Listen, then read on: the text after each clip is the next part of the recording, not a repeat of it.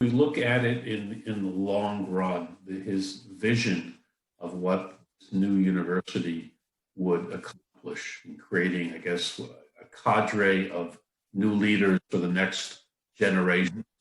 Was it successful? Not in the way that Jefferson had hoped. He thought that an educational institution could transform people. And he understood that it was a problem that the young men who were coming into his university were people who were raised around enslaved people and were used to, frankly, bullying them, dominating them.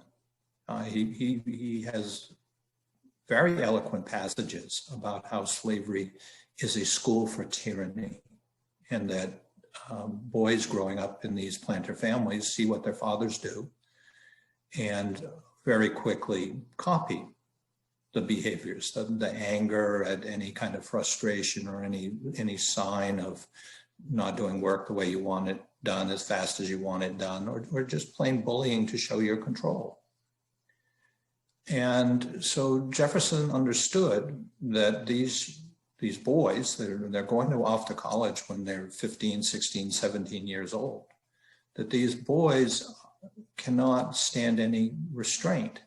They've been raised to be tyrants. And so they don't take orders, because to take orders is to be submissive, and to be submissive is to be slavish.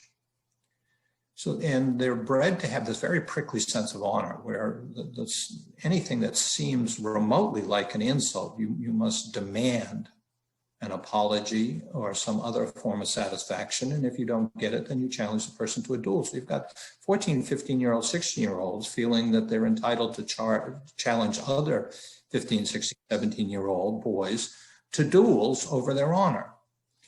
It meant that every school that has these Southern boys in it are very turbulent places, because they look on their teachers and see them as grinds, as not true gentlemen, as not having proper honor. And then when they start ordering the boys around, they resent it as an insult.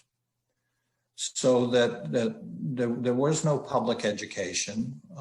There were no public schools, no grammar schools. There were sporadic schools that are run by neighborhoods that often are short-lived. There are a few academies, and they prove pretty short-lived.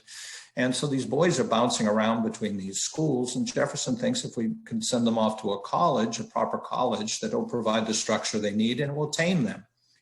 Well, it turns out they wouldn't be tamed. They just see the University of Virginia and its faculty as more challenges, and they're out to show that they're in control of the university.